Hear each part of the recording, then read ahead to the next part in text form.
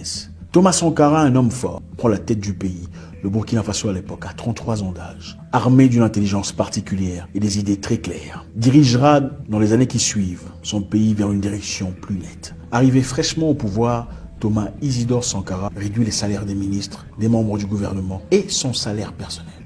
Le premier président sur Terre à réduire son propre salaire.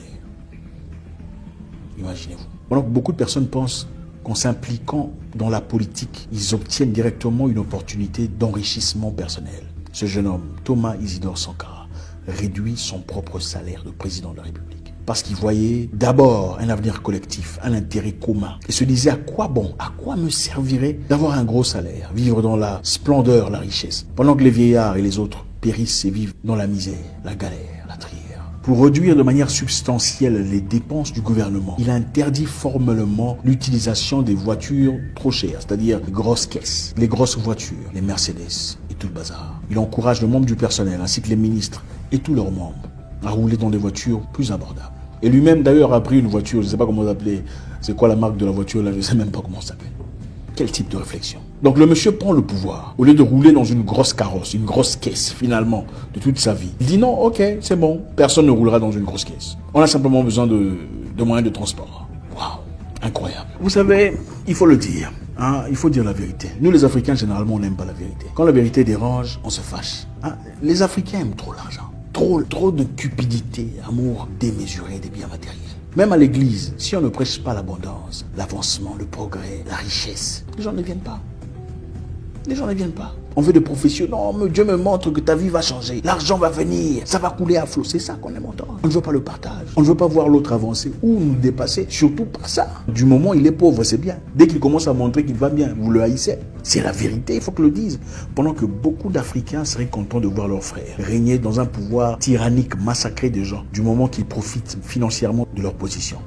Ça ne leur poserait aucun problème. Thomas Sankara, par contre, met de côté toutes les possibilités de régner, de rouler carrosse dans une grosse voiture. Finalement, il ne le fait pas. Il dit le contraire. Il prêche le contraire et applique le contraire. Du moment que le pays pourrait avancer et aller de l'avant. Incroyable. À 34 ans d'âge, le jeune Thomas Sankara était le premier président africain à prêcher de manière emphatique le droit de la femme. Pour lui, il ne percevait pas la femme comme un être inférieur. C'est une personne forte qui jouait un rôle très important dans une société hétéroclite. Thomas Sankara était contre la victimisation de la femme. Il était contre les faux mariages, les mariages organisés pour le profit d'un certain groupe de personnes. Il a même dit, vous savez, très souvent en Afrique, quand une jeune fille tombe enceinte, une fille, une écolière ou une étudiante, elle est révoquée, n'est-ce pas? Mais pendant qu'on révoque la fille, pourquoi on ne pense pas à l'homme qui l'aurait engrossée? On révoque la fille, n'est-ce pas? On chasse la fille. Elle est privée de ses études. Mais est-ce qu'elle a fait ça toute seule? Thomas Sankara était contre toutes ces choses. Nous voulons responsabiliser la femme voltaïque, d'abord en commençant par sa libération. La libérer de la domination féodale de l'homme voltaïque. Cela ne va pas sans grand mal. Parce que c'est toute une mentalité à reconsidérer. Et j'avoue que chacun de nous, y compris celui qui vous parle, est lui-même remis en cause chaque jour et doit s'interroger. Thomas Isidore Sankara, président du Burkina Faso, était contre la discrimination à l'égard de la femme. Il fut le premier président à engager de manière emphatique des femmes dans son gouvernement. Il voulait montrer que la femme était capable d'accomplir autant, si pas différemment de l'homme. Avec Thomas Sankara, la journée de la femme était intéressante. Ça ne se limitait pas seulement à dire bonne fête de la femme à son épouse, mais en ce jour-là, les hommes faisaient ce que les femmes devraient faire, c'est-à-dire les hommes partaient au marché. Les hommes partaient au marché, achetaient à manger pour la famille, c'est-à-dire les tomates, les oignons, de la viande et assumer les responsabilités de la femme. Et ce qui est très intéressant, comme le disent certaines femmes, les hommes ont appris à connaître les vrais prix de la nourriture au marché. Vous savez, des hommes bizarres comme ça, hein. Pour donner l'argent à manger, c'est toujours un problème. Mais quand vous le voyez dans les rues, vous croyez que c'est Jay-Z. Mais l'argent à la maison, c'est problématique.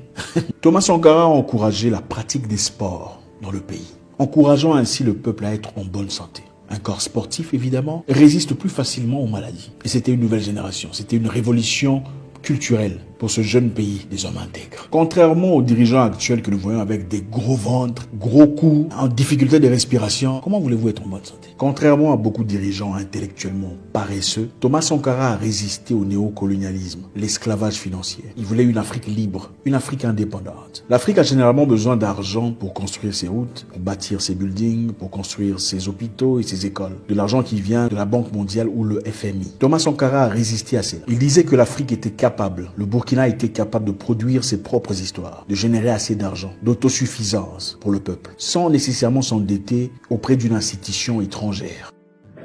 Notre pays produit suffisamment de quoi nous nourrir. Nous pouvons dépasser même notre production. Malheureusement, par manque d'organisation, nous sommes encore obligés de tendre la main pour demander des aides alimentaires.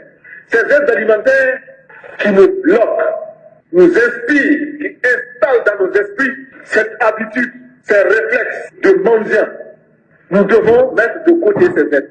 Au lieu de faire appel aux Chinois ou aux Français, ils ont commencé la construction de leur route tout seuls au Burkina Faso, reliant ainsi les différentes villes du pays et à mobiliser le peuple dans la construction de leur chemin de fer. Le peuple galvanisé a mis la main à la pâte, construisant ainsi ce qu'il leur fallait comme infrastructure, indépendamment des forces étrangères. Donc, au lieu de demander de l'aide aux étrangers, il a appelé les Burkinabés au travail collectif. C'est votre pays. Vous attendez à ce que moi j'arrange ça? Non, c'est votre pays aussi. Venez, on va se mettre ensemble et on va construire ce qu'il faut. Au lieu d'aller ailleurs et demander de l'aide et nous endetter jusqu'au cou, endetter vos enfants et leur avenir. Le peuple a compris l'appel du leader. Voilà qui était Thomas Sankara. Il a appelé le peuple à l'indépendance mentale et émotionnelle, l'indépendance financière. Produisez vos produits, faites votre travail. Vous êtes bon fermier, travaillez. Peu importe votre lieu d'opération, travaillez dur, produisez. Le peuple consommera. Il a poussé son peuple à l'autodétermination, à l'indépendance mentale. Le fait de comprendre qu'on peut y arriver tout seul. On n'a pas besoin d'être extérieur pour pouvoir soigner sa maison, pour avoir un avenir, pour créer de la richesse. Il a libéré son peuple de l'esprit d'esclave. On a besoin d'aide, on a besoin d'argent. Ça ne faisait pas partie de l'arsenal intellectuel de Thomas Sankara. En 4 ans de règne, le Burkina Faso est devenu indépendant sur le plan alimentaire. Les Burkinabés étaient capables de produire leur propre nourriture, sans aide extérieure. Son gros sac où il est écrit OMS, ou indépendant. Et beaucoup de gens n'ont pas aimé ça. Thomas Sankara savait aussi que les Noirs aiment beaucoup l'argent.